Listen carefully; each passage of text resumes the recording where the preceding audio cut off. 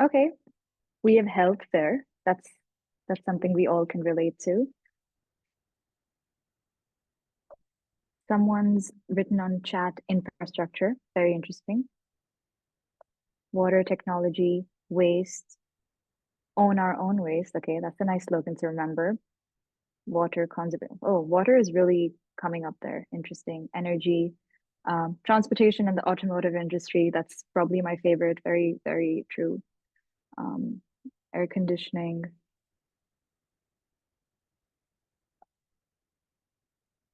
energy, renewable energy.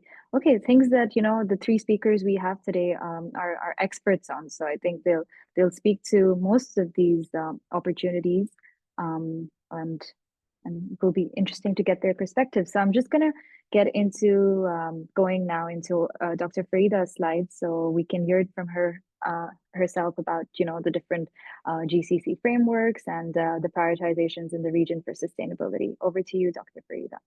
This is the first slide. Okay. Yes. No worries. So, good evening, everyone. Again, it's a pleasure to be here with you all today this evening.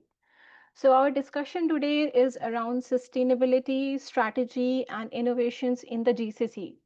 But more importantly, it's about how we connect the dots between global sustainability frameworks and the unique priorities of our region, that is GCC. So today I want to discuss about some of the common sustainability models shaping global conversations. So how GCC countries are responding with their own policies and targets. And then my favorite part, which is innovation, how innovation becomes the real game changer in turning these commitments into action. So the goal isn't just about talk theory, okay? So but to make this relevant for you as students and future leaders and entrepreneurs, because the way sustainability is shaping up in the GCC, it's not just about climate action anymore. It's about new opportunities, new skills, and new ways of thinking. So let's dive in. So coming on to here, just a second.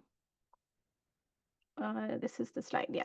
So when we talk about the global models of sustainability, these are the three big ideas which really shape most of the today's discussion.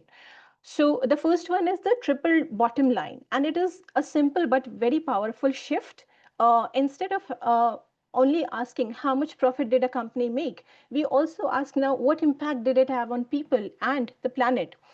So profit, people, and planet, that is the balance, the focus the businesses are focusing now. The second big model is the UN Sustainable Development Goals, the UN SDGs. I'm sure you have all seen all these colorful icons before. These 17 goals that every country agreed on, they cover everything, right from poverty to inequality and education to climate actions, clean water.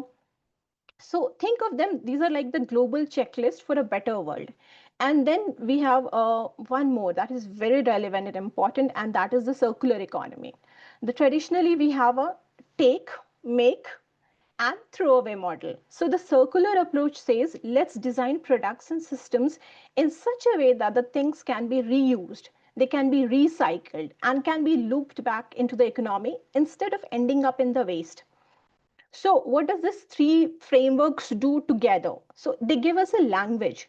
So they also they're giving us a structure to think about sustainability. Whether it is a company in Europe or it is a company in GCC, these ideas are now shaping how the policies and strategies should be built around. Next slide. Yeah. So when we look at GCC, sustainability isn't just about climate commitments. It's also about reshaping the whole economy for the future. The first one is economic diversification, that is reducing the reliance on oil and gas, which is at the core of nation's vision, like Saudi vision of 2030, Qatar national vision of 2030.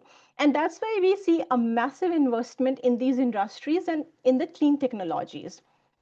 After this comes the energy transition. Also, the Gulf has some of the best natural conditions when it comes to solar and wind. And that's why the countries are setting these ambitious renewable energy targets. On the top of that, GCC wants itself to position as a hub of green hydrogen. Now, what is green hydrogen? It's a fuel that could power the industries worldwide with zero emissions. So that would be a big revolution when it comes in. Also, Saudi Arabia has launched the circular carbon economy, which focuses not just on reducing and recycling emission, but also reusing them in industrial processes and even removing the carbon from the atmosphere. And finally, there is a strong focus on sustainable citizen communities. So these two standout examples we have is first is NEOM in Saudi Arabia, which is a $500 billion futuristic mega city design which runs on 100% renewable energy. Also, the line, which is a smart city which stretches from 170 kilometers without cars, roads, and emissions. Also, in UAE, we have Masdar city. Now, Masdar city, it is also one of the world's first planned sustainable city, which is designed to be carbon neutral. Okay, with energy efficient buildings, solar power, sustainable transportation systems. Now, what are these architect? They are not just architectural marvels. I mean, you cannot just look them at a like that. You have to see the sustainable lifestyle they are promoting. Okay, and if you look at the map, which is there in the graph, you can see that each GCC country has already set its own net zero year. So together, these initiatives shows that how the region is positioning itself, not just as a participant, but also as a leader in the global sustainability transition. Can I have the next slide? Now, one of the key things to understand about GCC sustainability journey is that innovation is the real bridge. It will connect the policy visions to the actual, to the reality, on the ground implementations. We need innovations. So let me give you a quick examples like renewable energy. We have already mentioned, like in the earlier slide, we mentioned Masdar City in UAE, which has become a global hub for clean tech solution innovations. In Saudi Arabia, NEOM is also pushing boundaries by planning one of the world's largest green hydrogen projects, setting up the region for clean energy exports. Apart from that, we have smart cities. Beyond Masdar, we have projects like Dubai Smart City, the line in Saudi Arabia. So these aren't just futuristic concepts, they are test beds for the new models of urban living, which will be powered by AI, renewable energy, and the sustainable mobility solutions. The next which I want to highlight is AI and digital twins. Now, these technologies are helping to improve the energy efficiency.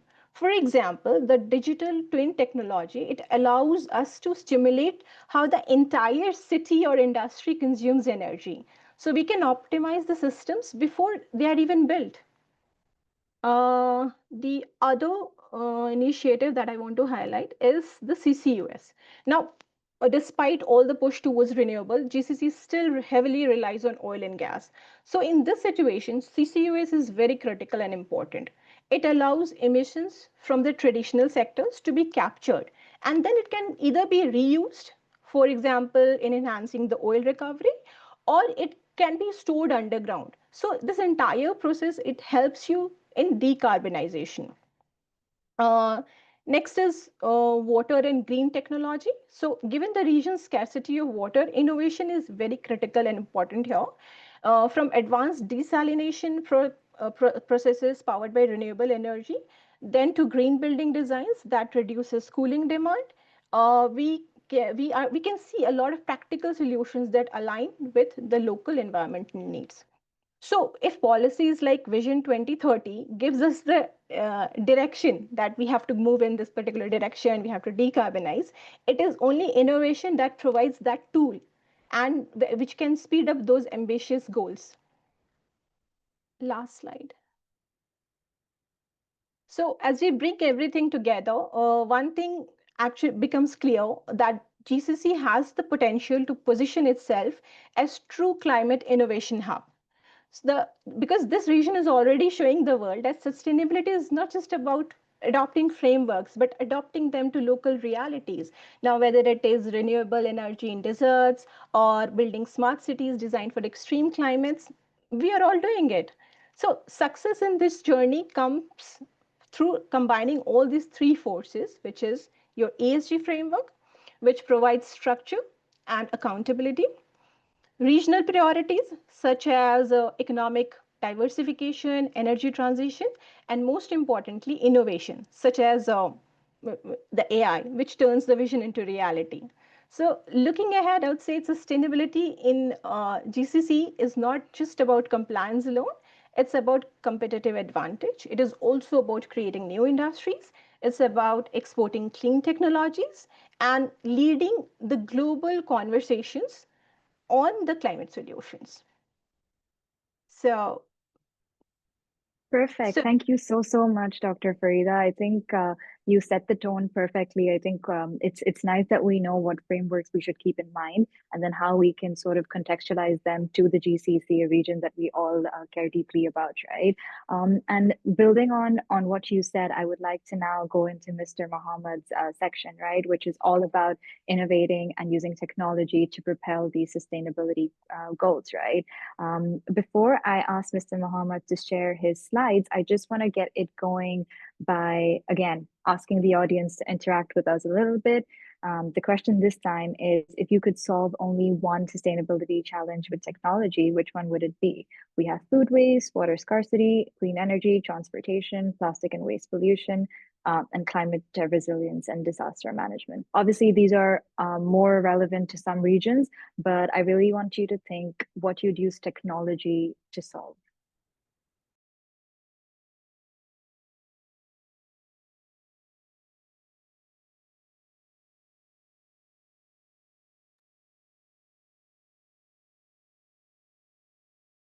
Okay, a lot of them focused on transportation, water scarcity, clean energy. I mean, clean energy is Mohammed's passion, so I'm sure he'll bring that up when he speaks for sure. But okay, climate resilience and disaster management is also one that maybe we don't speak about as much in the region, but globally it is something that technology is working towards. Perfect. It's great to see you guys engaging, and we have a fair picture of what we have. Plastic as well, as Siyyam started us off with, right?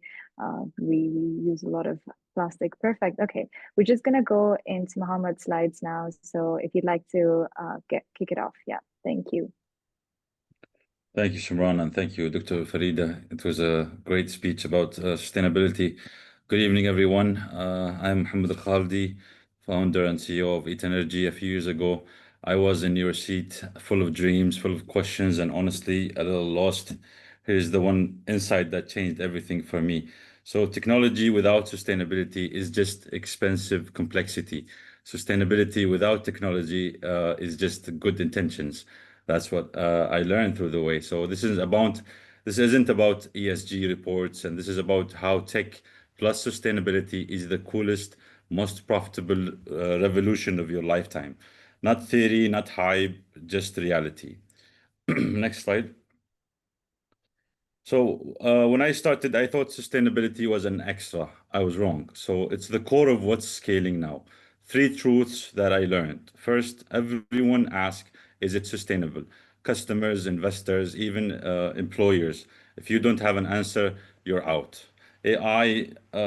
Second thing, AI multiplies impact. At It Energy, our AI manages all of the chargers. A human team couldn't manage that. So it's like TikTok. You don't create your feed, algorithms do. Same with the energy.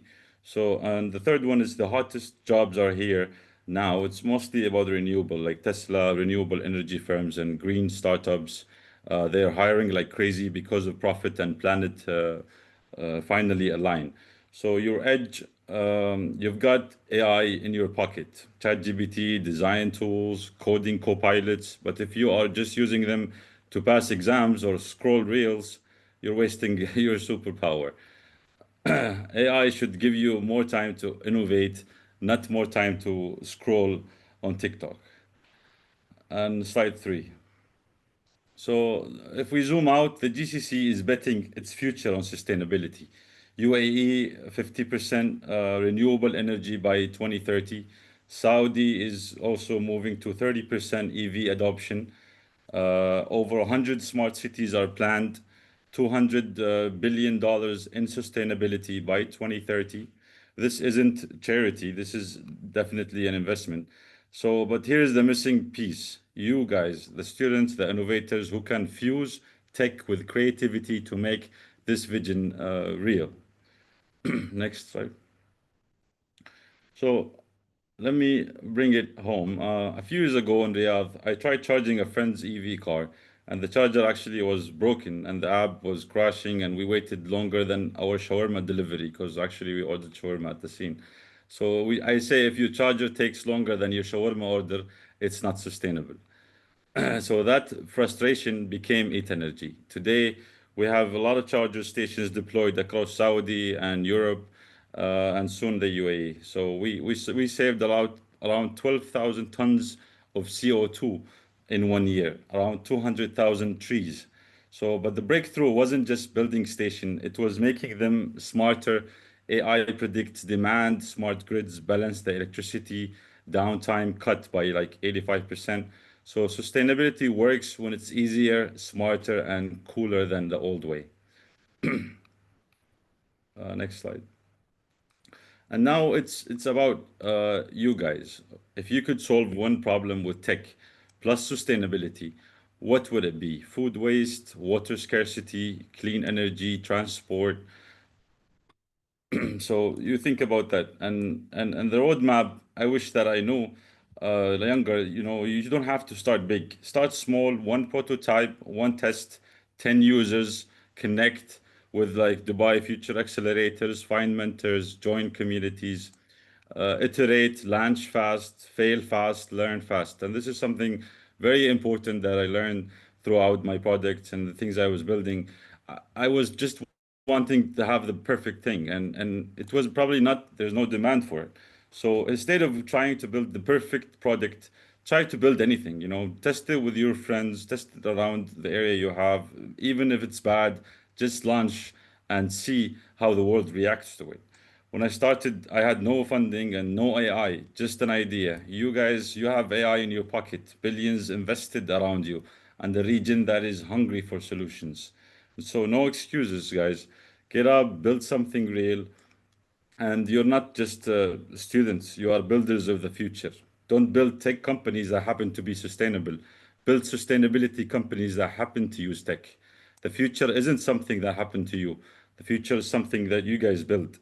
Thank you, and I can't wait to see you guys what you create. That was amazing, Mohammed. I think thanks so much for really giving us your lessons that you've probably learned so far in your entrepreneurial journey. And I think Of course. we have so many student entrepreneurs that sometimes just walk into our innovation center as well, and they have an idea. And I think, learn fast, launch fast, fail fast is something that I think we all should, regardless of what chapter we're in life. I don't think it's any harm to try that formula, right? So thanks so much for that. I hope we have some ideas and a little bit of a roadmap of how we can be sustainable innovators going forward. I see Perfect. a question here. Yeah, do you want to take it now? Yeah, I have Yeah, worked with sure, go. climate tech businesses in the UK for several years, so it's great to see the growing interest here. Do you feel investment is increasing in sustainability tech companies in the region? Most of the attention seems to be fintech and AI right now.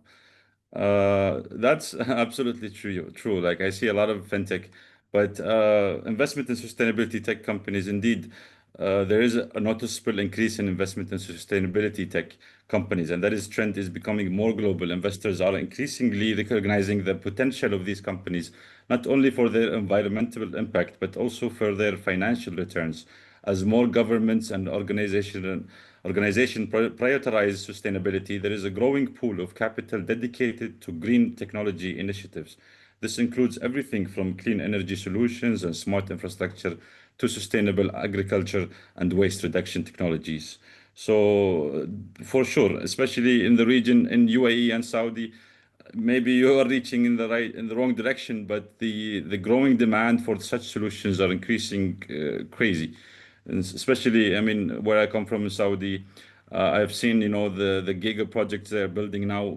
The first thing they talk about is sustainability, if the project is sustainable or not. So if you look around more, trust me, you will find many ways. And if you can DM me later, I can show you.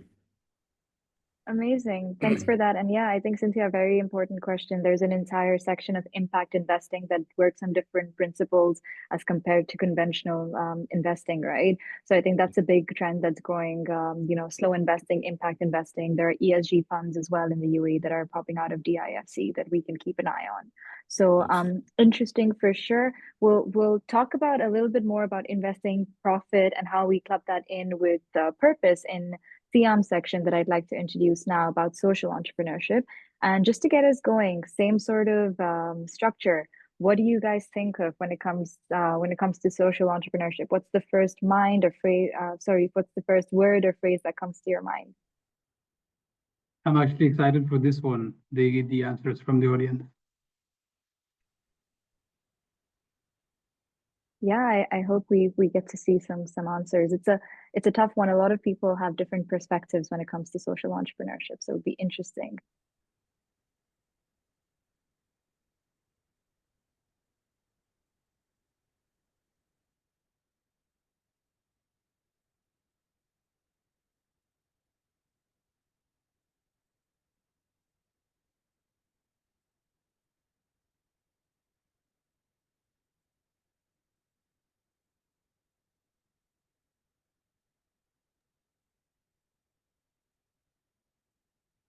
Innovation management. I think just the word management when it comes to entrepreneurship, management of time, management of resources, of innovation, I think across the board, right? Greenwashing. Oh, we can have a separate panel on greenwashing altogether. That's an amazing Sustainable one. innovation, purpose. Good words, good words. I like that. Purpose. Great. Purpose is a strong one. Social impact. Yeah. There's also mention of community, which I think, Siyyam, you can talk about more. I'm sure. I know how passionate you are about communities and how they fit into this sustainable innovation ecosystem. Yeah. Perfect. Okay. I think we have a few good answers to get us going, right? I'm just going to get into your section now. Perfect. Yep. Over to you, Siyyam. Okay, thank you for the creative buzzwords, impact, purpose. These are all good words, and thank you for Simran for arranging this panel, important discussion. Thank you to my fellow panelists, Dr. Farida and Mr. Mohammed. I think they've covered almost everything, so it's a lot of pressure on me. I cannot match your level, guys. Dr. Farida and Mr. Mohammed are, absolute the biggest one I know in the space. So social entrepreneurship and profit with purpose. I know that Dr. Farida mentioned it slightly on her presentation, but what happens is whenever people speak about entrepreneurship, they always think about, okay, I'm going to quit my 9 to 5, I'm going to become an entrepreneur, and it's always profits that are aligned. Obviously not purpose. And in sustainability, we talk a lot about, okay, no, impact has to come first. Impact has to come first. What my idea is, and I know a lot of industry colleagues, we speak about the same things, where we talk about aligning impact with purpose with profits. These are not separate. These are partners. Purpose, you can be purpose driven and profitable.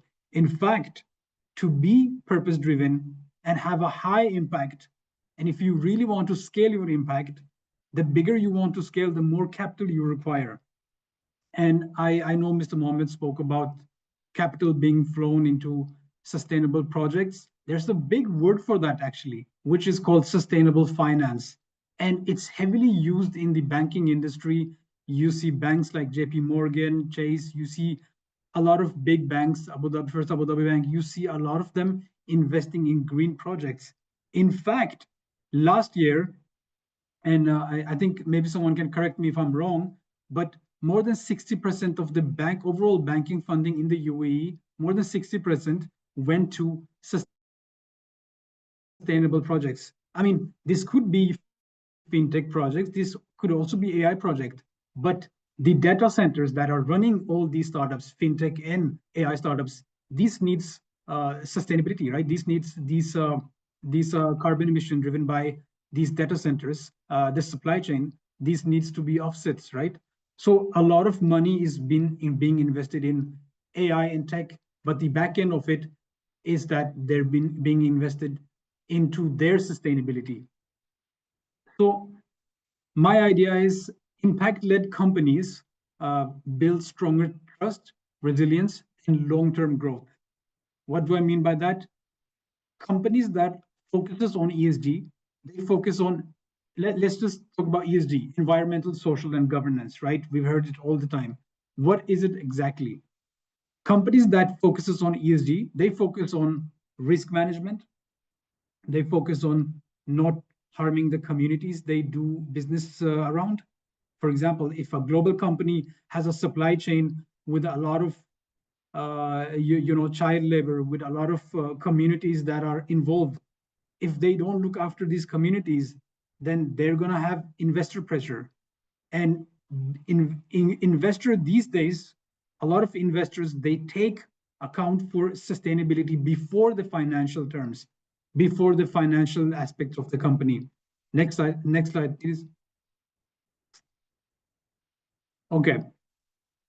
So I'm born and raised in Norway, Sweden. And there's a reason why I'm mentioning that, because obviously I had the privilege to grow up in a socialist society where sustainability was heavily embedded in the culture. I mean, from school, our upbringing, it was all about sustainability, right? Planting and doing all these activities with the NGOs, with schools. This was for us a normal school day, right? In 1992, 1993, that's when sustainability was gaining a lot of momentum in Europe, right? So obviously, when we talk about Europe, sustainability over there had a grassroots effect. It came from activists. I'm sure you guys must have heard of Greta Thunberg from Sweden, right? A lot of these activist NGOs, they were sort of laid the grassroots foundation, which then sort of motivated the government to take action to implement these rules and regulations.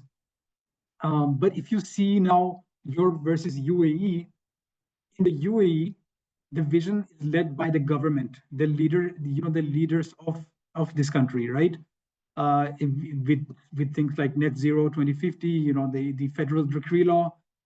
And these are not buzzwords. These are not like things that we randomly throw out. These, for example, let's say UAE net zero vision 2025. Whenever I'm meeting a company, I ask them, what else are you guys doing to align yourself with the vision 2050, net zero vision 2050? In fact, I ask this to cafes I go to as well. So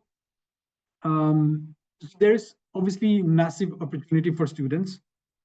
This region is a sandbox for bold ideas, because a lot of people, I just want to say this before the next slide, Simran. So a lot of people will sit and say, okay, the government is doing this, but not that. They're doing this, but not that.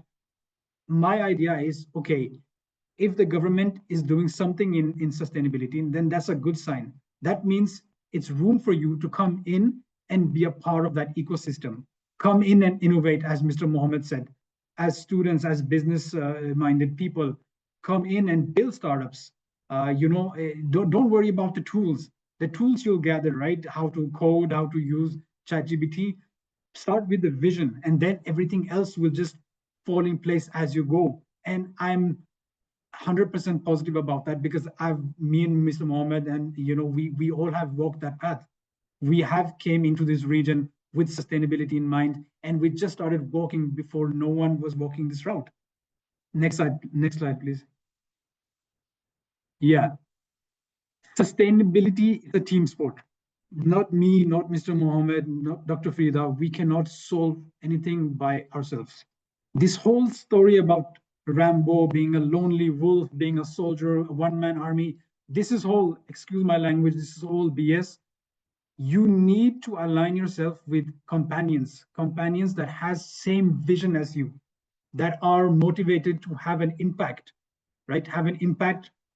And if you guys align on these topics, profits will be inevitable for you guys. And so to both in the audience, whoever is purpose-driven and whoever is profit-driven, green economy is something you should be a part of. Whether it's a fintech company you're starting, whether you're starting a cafe, whether you're starting your own coffee beans from Senegal or whatever. Find out how you can make your supply chain more sustainable. Find out how you can be accountable for less carbon emission. Find out how you can travel less and still get stuff imported, right? Sustainability can be implemented in every level, in every business. So, as I was saying, collaboration, competition, abundance, scarcity. Trust grows when credit is shared. And for example, for us in Recall, right, what we do, we have this ego-free zone where we sort of, whenever someone is platformed, we celebrate each other. It's no ego, no place for ego. And whenever we sit and talk about like how we can collaborate more, how we can be, push each other to limits, right? That's when magic happens. So put ego aside. The cause is bigger than your brand. Stop focusing about your own brand. Trust me, your brand will build itself once you walk on this purpose-driven, impactful path. Next slide, please. Yeah. So, I just want to end with one thing. You have a lot of companies in the Scandinavian region where I grew up, right? IKEA, Erstad, and H&M, right? A lot of these Scandinavian businesses, from the get-go, they had this idea that we want to be in business for hundreds of years, right? We want to be in business for the long term. And let me just give you an example. Let's say, I was in Eid holidays. Two of my cousins came to me. They said, Siyyam, we have a business model. We want you to invest in the business model. One of them had a drink company, and he was going on and on about, I'm going to supply from there, I'm going to sell here, I'm going to do this and that. Nothing about the impact he was having on the communities, nothing about the sustainable supply chain, how he's going to be managing risk. What if, if disaster hits, right? And you have a global supply chain. Let's say, for example, Apple, right? They have a global supply chain. They have future-proof, they have disaster management policies written in the company, right? So just things like this, right? People don't know about it. IKEA, for example, they have committed to 100% reusable material, right? For H&M, in stores, you can go and recycle your clothes in their stores. And I know a lot of these companies have things that they have a lot of shortcomings, but if you then look at what they are doing versus what they're not doing, you'll find that these companies are actually trying their best to, optimize their supply chain for sustainability. And I think everyone should do that. Whether you're a small cafe or you're a bakery from home, everyone can apply sustainability to your supply chain. And my ending quote would be, if I can leave the audience with one thing, because I know there's a lot of business-minded people here. If I can leave you guys with one thing is, in Europe, it was very slow-paced because it started from the grassroots. But once it's in the UAE, it starts from the government. It's a top-down effect. Once the government of UAE has decided, and the government of Saudi has decided that they're going to be leaders in the sustainability space, then it's game over. Then they will become it, because the UAE, the Middle East, has proven itself to be leader amongst a lot of other stuff, a lot of other big landmarks, big things. So my ending quote would be, the UAE is becoming the global leader of sustainability, and you have the vision to make that dream a reality. And that's it for me, I think. There's a lot more I have to say, guys. There's a lot more I have to say, but maybe for another session. I get really passionate about sustainability, so if I mumbled, if I was too fast, then please forgive me. And yeah, thank you guys for being here. Thanks so much, Siyyam. No, I think that was it was very interesting how you brought up examples from Europe versus here, right? And it's also interesting to see that different governments have different leadership styles, but each leadership style sort of has their own pace to get towards the vision that we have as a globe, right? Which is to be more sustainable, to care a bit more about our future. And before I kick it off with Q&A, right, I just want to say I know we sort of zeroed down into sustainability and perhaps out of the ESG, the E part a little bit more today, right? Because that's a bit more thematic with the new laws in the UAE around climate change as well. But that doesn't mean that innovating for impact only focuses on the green part or the environmental part. There are so many other ways that you, as an entrepreneur or a young student, can even look at the sustainability and the impact landscape, right? There's indigenous communities to be supported. There's gender equality. There's good health for all. I mean, the scope is really large just when you see the UN SDGs as well, right? I mean, as students, we care about education. That's a good way to start making impact and innovating for a more regulated, more equal, and more sustainable world in general, right? So we can start thinking in whatever direction is of passion to us. And now I'd just like to open it to Q&As. Anyone has any questions? I have a few questions from, what I understood as well, but I think there was one question before Cynthia's when you were speaking, Mohammed. I think it's more sort of around AI and energy. Mohammed, if you'd like to take it around tech, if anyone else wants to chime in, that's completely fine. So AI, the artificial intelligence industry is very energy hungry, right? Why not de-accelerate it? We only need basics for a living: food, water, health, not increase productivity and speed. From Amil, that's a question. Again, sorry. Yeah, sure. I mean, I think Amal's just trying to understand that if AI already uses so much energy, right? Powering AI uses so much energy. Why are we not focused on de-accelerating the space of AI? And why are we so focused on AI? If you want to shed some thought on that. I mean, AI is the greatest innovation that came to Earth, and we are blessed to be alive to see this kind of innovation. It's made our life so much easier, and you can tell in your school time. I wish I was at school when AI came out, honestly. But when it comes to AI, it's not only in education or only answer a few questions or solve my exam and stuff. AI can be applied to any kind of industry. And when it comes to sustainability and green energy, it optimizes and saves us a lot of time and effort and money. So AI is a great thing because it analyzes what 10 or 100 people can do in a partial of seconds. So it's a great question. It's definitely a topic worth exploring. The energy consumption of AI is a significant concern, particularly as we aim to create more sustainable future. So it's part of the future. I say AI is like the invention of electricity. When discussing its benefit and potential to significantly like reduce the energy, I mean, reduce the energy is a good fact. While AI indeed offers, I mean, immense benefits in terms of efficiency and productivity, it's crucial to acknowledge and address its environmental impact. The energy consumption of AI systems, especially in large data centers, can be substantial. However, it's not just about slowing down AI development, but rather finding ways to make it even more energy efficient. There are ongoing efforts in tech community to optimize AI algorithms and hardware to reduce their carbon footprint. For instance, some companies are investing in more efficient data centers and exploring renewable energy sources to power their operations. So, additionally, advancements in AI itself can help in developing smarter energy management systems, which can further contribute to sustainability goals. So, the focus should be on balancing the incredible capabilities of AI with sustainable practices. So this means innovation, not just in AI capabilities, but also how we power and deploy these technologies.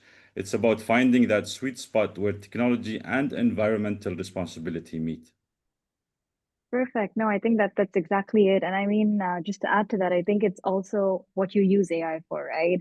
Yeah. Like you said, if you were in school and for education, for professional life, if you're using it to optimize your time and efficiency, great.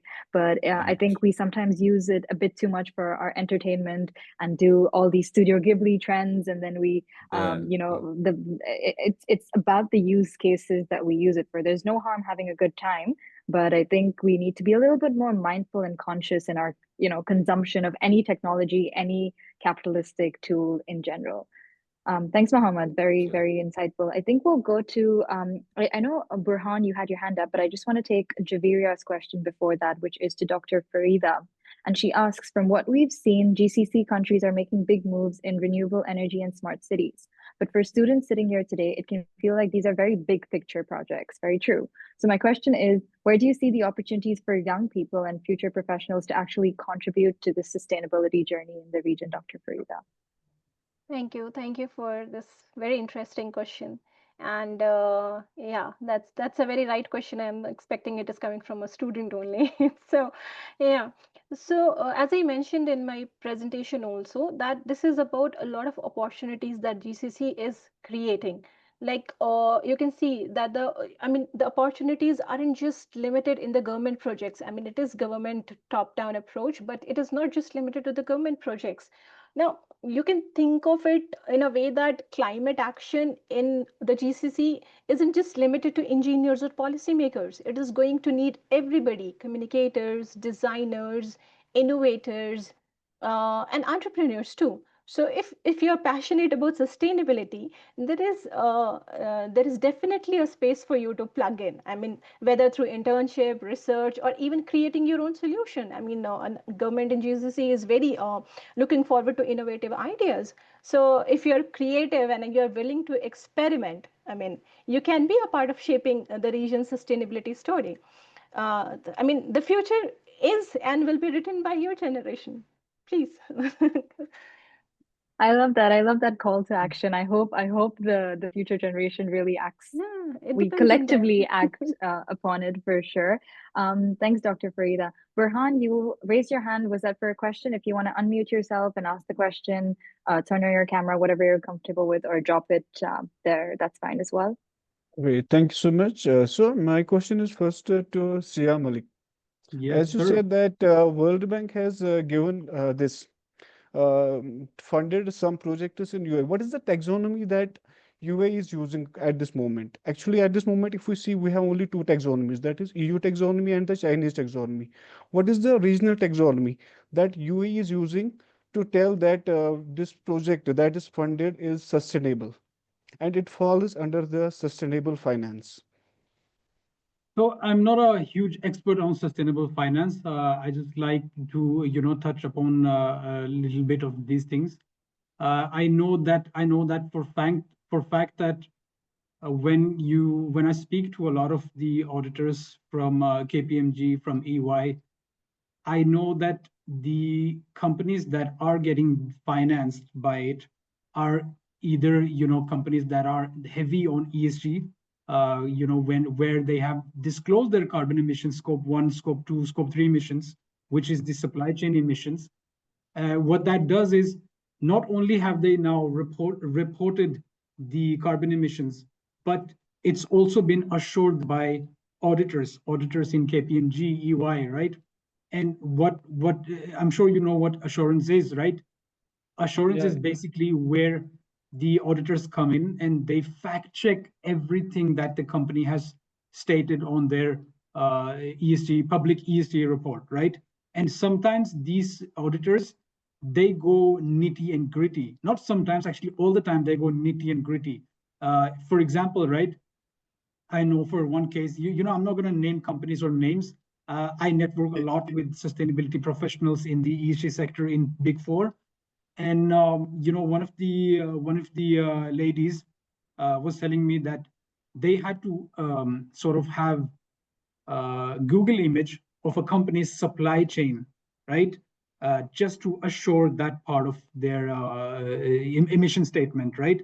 And the social impact they're having. So in terms of, I know EU taxonomy is sort of globally recognized, but what taxonomy UAE banks are using, I'm not very sure on that. I think I can circle back to you for that answer. Although it's a great question, and I think people should, be curious about this. But what I know for fact is they're not funding companies that doesn't have assurance done, right? That's for fact. So yeah, I hope Yeah, that sort of answers your questions a little bit. yeah, I'd like to add on to something like that, that assurance is something different. But if you don't have a definition for taxonomy, that sustainable finance, how could you get the assurance that you gives us that this project is for like sustainable project, that this is the taxonomy that we use, or this is the criteria, just like they use technical screening, or the Chinese use whitelist. So it was my question. And my second question is to Mohammed Khaladi. Hope I pronounce your name correctly. Yes, go ahead. So you put more this on AI, but recently I was going through the podcast of Al Saltman. He said that we are running out of resources, we are running out of land for AI. How could AI give rise to clean tech if it is impacting the resources and we don't have enough resources to create more AI? So how it give rise to the clean tech? That is my question. Okay. So you asked two questions. Siam will answer the first question.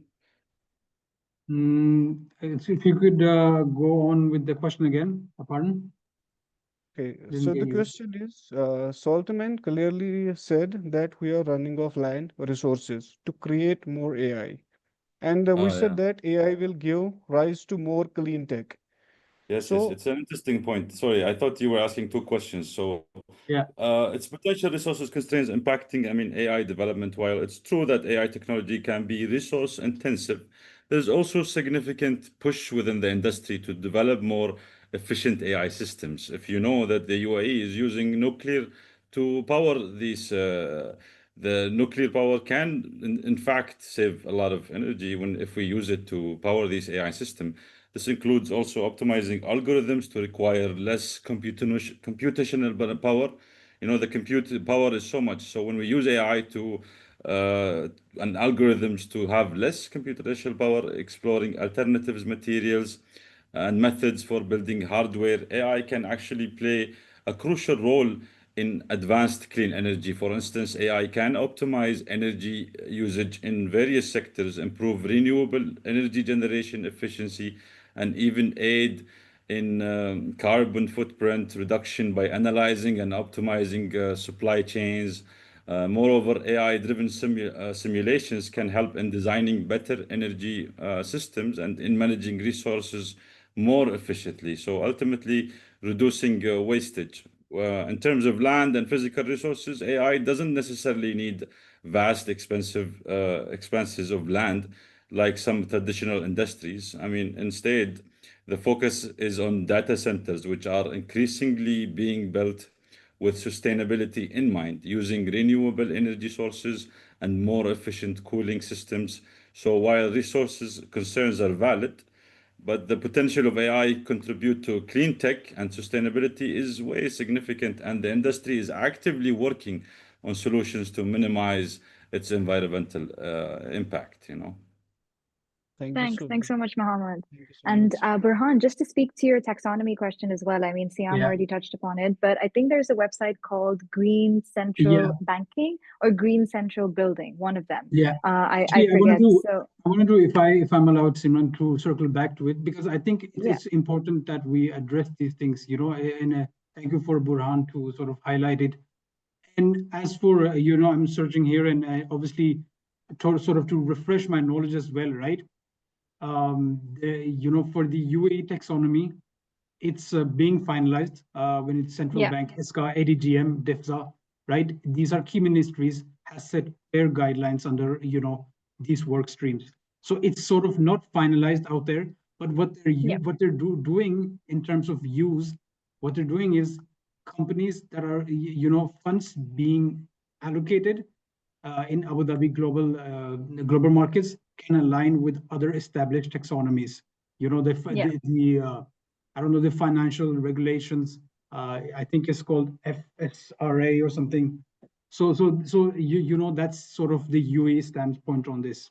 I hope that answers your question a little bit more. Yeah, thank you so much. Yeah, I and I will go through the website go to and the I will website, give us and I think it's interesting also to realize that the UAE was only formed in 1971. So it's been less than 55 years that we've been Yeah. around as together. So things like taxonomies and things like that, obviously EU, Malaysia, these are standards that are showing up in the world when it comes to case studies. The UAE will get there at its own pace with the vision that we have.